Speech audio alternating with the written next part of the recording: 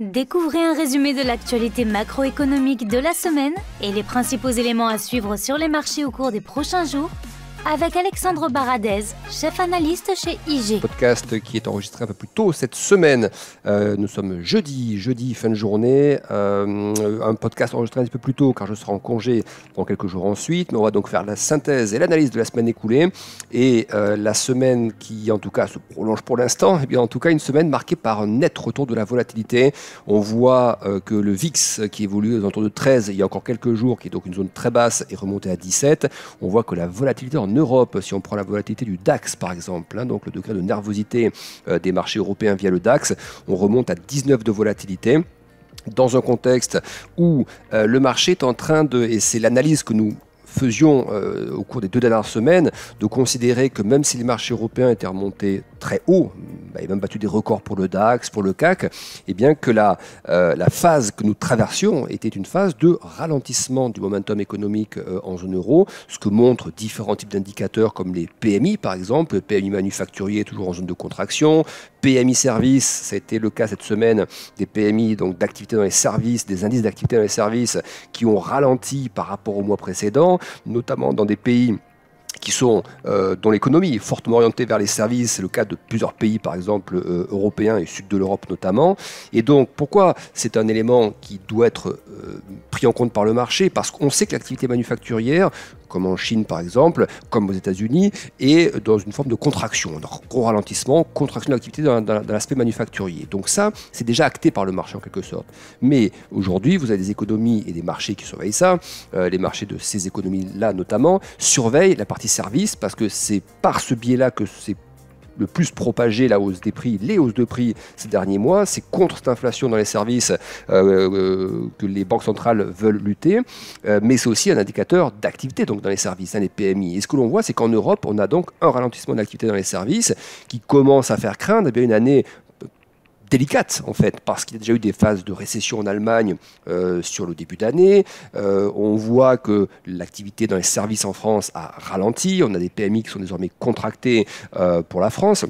Et donc on trouvait logique que les marchés n'allaient pas tout de suite chercher de nouveaux plus hauts dans ce contexte-là, même si ces données sont favorables à une descente de l'inflation, un ralentissement de l'inflation, mais ça acte aussi d'un ralentissement économique d'abord. Et donc, on a une situation où effectivement les marchés sont en train d'intégrer ça, intègrent l'idée qu'effectivement l'activité économique est en train de ralentir en Europe, elle est toujours très molle, même si elle n'est pas catastrophique, mais elle est toujours sans grosse dynamique en Chine. Face à ça, vous avez des discours de banquiers centraux, aussi bien en Europe qu'aux États-Unis, qui restent fermes, qui restent agressifs. On les a entendus il y a encore quelques jours lors du forum des banquiers centraux à Sintra.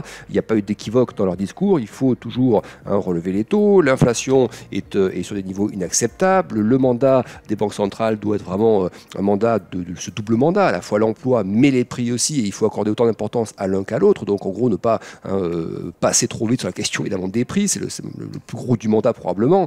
Donc on voit que le marché se dit, ben voilà, on a une macro, notamment en Europe, surtout en Europe d'ailleurs, qui est en train de ralentir, une BCE qui est toujours agressive, donc ça, c'est pour ça qu'on voit ces marchés européens qui là, en tout cas jeudi, ont aussi fortement accéléré à la baisse. Parce que les taux se redressent aussi. C'est ça l'effet ciseau, c'est que l'activité économique montre des signaux de ralentissement, les taux continuent à grimper sous l'impulsion des discours de banque centrale, et puis il y a un phénomène qui a accéléré la situation aujourd'hui, et qui était assez inattendu, et qui m'a moi aussi surpris, mais qui a accéléré ce phénomène de prise de gain en Europe, mais aussi aux États-Unis. C'est deux chiffres qui sont ressortis particulièrement forts aux États-Unis. En tout cas, l'un d'entre eux, c'est le chiffre ADP. ADP, c'est une très grosse entreprise américaine qui gère un peu la partie ressources humaines, en tout cas paye la partie paiement qui est externalisée par les sociétés américaines qui confient ça à ADP. Donc ADP donne une estimation des créations d'emplois sur le mois écoulé, et on a eu un chiffre presque deux fois et demi, pas tout à fait, mais en tout cas plus de 2 fois supérieur au consensus, plus de 400 000 créations d'emplois potentiellement constatées par rapport à un consensus qui était un peu au-delà de 200 000. Donc ça veut dire quoi? Si c'est ce que nous avons également vendredi, lors du rapport sur l'emploi américain, où on attend là aussi un peu plus de 200 000 créations d'emplois, imaginons qu'on ait 300 000 ou 400 000 créations, qu'est-ce que ça donne comme image au marché? Ça donne l'image d'un marché de l'emploi qui est très tendu, et donc un marché d'emploi tendu favorise les hausses de salaire, parce qu'on manque de main-d'œuvre, donc on augmente les salaires pour recruter la main-d'œuvre. Donc c'est négatif pour le marché à court terme parce que le marché se dit, on avait eu quelques signaux, souvenez-vous, de ralentissement du marché du travail. Il y a des inscriptions hebdomadaires au chômage, par exemple, qui pendant quelques semaines avaient commencé à rebondir un petit peu. Là, on a eu aujourd'hui, par exemple, un chiffre Jolts sur les emplois vacants. On repasse sous les 10 millions. Donc il y a quelques signaux comme ça sur le marché du travail qui, en tout cas, ces derniers temps, pour laisser penser que ça se détendait un petit peu. Et puis ce chiffre, finalement, semble rappeler au marché que non, le marché du travail est toujours tendu et que donc ça remet un coup de pression sur la question des banques centrales, de la Fed notamment, pour qui du coup peut-être que 2 hausses de taux seront nécessaires. En tout cas celle de juillet, la fin juillet, elle est actée, mais on avait l'impression que celle de juillet pouvait être la dernière et après il y avait tout le mois d'août et puis une bonne partie de septembre pour voir s'il était nécessaire de mettre une nouvelle hausse en septembre. Et donc ces chiffres-là vont dans ce sens-là. Mais attention, il y a le chiffre ADP et il y a l'enquête ISM aussi, l'indice d'activité dans les services ISM Service, qui était à 50,3 la fois précédente, le mois précédent, qui flirtait donc avec la zone de contraction. 50, c'est la zone de contraction. Donc on disait, l'activité dans les services ralentit, ça va dans le sens de la Fed, etc. Donc ça plaisait plutôt au marché. Et puis aujourd'hui, boum, on a un rebond important. On passe de 50,3 à plus de 53. Donc le marché se dit, comment on doit interpréter ça? 2 grosses statistiques aujourd'hui qui semblent montrer que l'activité et le marché de l'emploi sont toujours dynamiques. Donc, ça remet une petite pièce sur la question, une grosse pièce même, sur la question des hausses de taux de la Fed. Et puis on voit donc les taux qui là aujourd'hui, jeudi, ont massivement accéléré la hausse. Vous voyez sur le taux 2 ans américain, il est revenu aujourd'hui à un peu plus de 5,10%. Ça n'a pas duré très longtemps, mais il est revenu à 5,10%. Il a dépassé le pic du mois de mars. Souvenez-vous, le pic du mois de mars, c'est ce qui avait précédé le stress bancaire. Et aujourd'hui, on est monté au-delà de ce pic de mars. Et donc, le niveau atteint par le taux 2 ans américain, pas le taux 10 ans, le taux 2 ans, qui est un taux donc ni très court ni très long, ce taux, aujourd'hui, est le plus élevé depuis 2007. Depuis finalement le début de la crise des subprimes. Alors non pas qu'il faille faire ce genre de parallèle pour s'inquiéter, simplement dire qu'il y a un regain, et ça on l'observait déjà ces dernières semaines, et on disait c'est curieux que le marché action arrive à tenir aussi bien face à des rendements qui ne cessent de grimper en Europe et aux États-Unis, des taux souverains qui ne cessent de grimper, donc des rendements qui progressent, parce que du coup ça offre une très belle alternative aux investisseurs qui ont aussi d'excellents rendements via les obligations. Et donc on se disait comment ça se fait que le marché action, notamment aux États-Unis, continue de pousser à la hausse dans ce contexte-là. Donc aujourd'hui ça marque un petit coup d'arrêt quand même à tout ça. On a, en tout cas sur les marchés américains, ça corrige moins que sur les marchés européens en termes de marché action, mais sur les marchés américains, il y a quand même un petit retour de la volatilité, vous voyez, et je trouve plus normal, ce qu'on disait la semaine dernière dans le podcast, que la volatilité se réinstalle, ou en tout cas revienne plutôt entre 15 et 20, qui est un niveau qui correspond à ce dont on doit, à ce qu'on peut anticiper dans ce genre de contexte, où les taux sont restrictifs, la politique monétaire est restrictive, où l'activité économique en Europe est moyenne, en Chine aussi, donc on se dit, voilà, il n'y a pas de raison d'être non plus sur une volatilité entre 10 et 13, qui est ce qu'on avait, en tout cas 13, qui est ce qu'on avait en Europe et aux États-Unis il y a encore quelques jours. Et là, finalement, c'est plutôt sain d'entre une volatilité qui ne monte pas de panique. À 19 de volatilité, on ne panique pas en Europe, on prend des gains.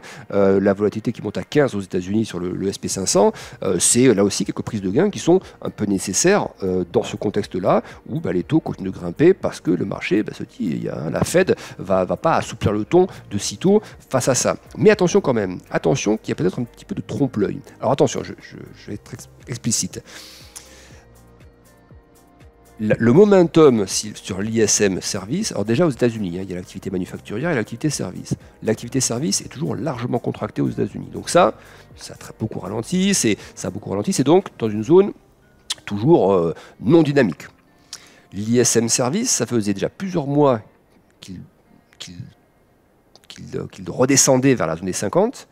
Et la fois dernière, le mois dernier, on s'est dit, à 50,3, la fois d'après, vu que l'activité monétaire, l'intensité de la réponse monétaire à l'inflation, il y a quand même un frein à l'économie, on se disait, ça pouvait peut-être passer en dessous de 50 au niveau de l'ISM. Donc ce rebond, il questionne, parce que le momentum depuis plusieurs mois, c'était quand même un ralentissement de l'ISM service.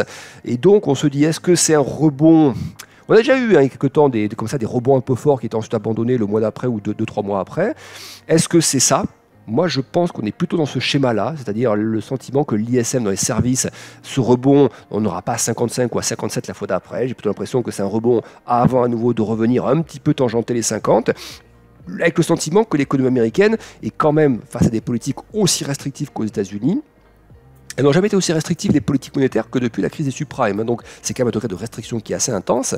Et donc je ne vois pas comment dans ce contexte on peut repartir en termes d'activité dans les services. Vous voyez, donc il y a plutôt l'impression que c'est des stats qui sont assez costauds à court terme, qui vont pousser la Fed à garder un discours dur, mais avec dans les 2-3 mois qui viennent des stats macro qui vont quand même continuer à ralentir in fine, et peut-être du coup permettant d'être épargnés sur une prochaine hausse de taux en septembre.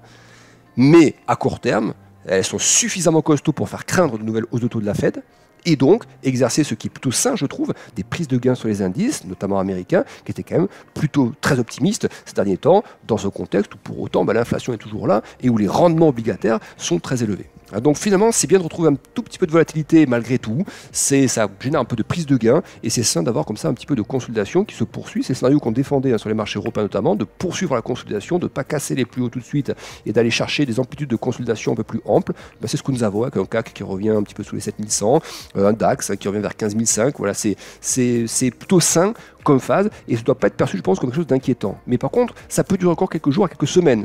Il faut pas forcément être inquiet de ça, et je dirais que c'est même plutôt des opportunités pour ceux qui avaient raté effectivement les précédentes hausses.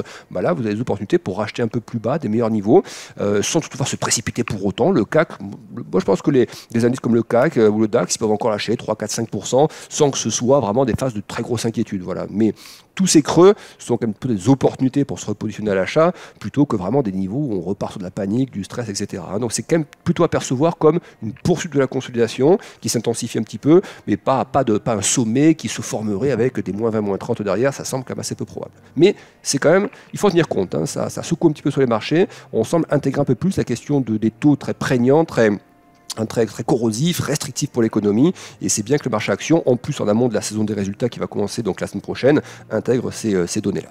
Voilà ce qu'il faut donc retenir de cette semaine.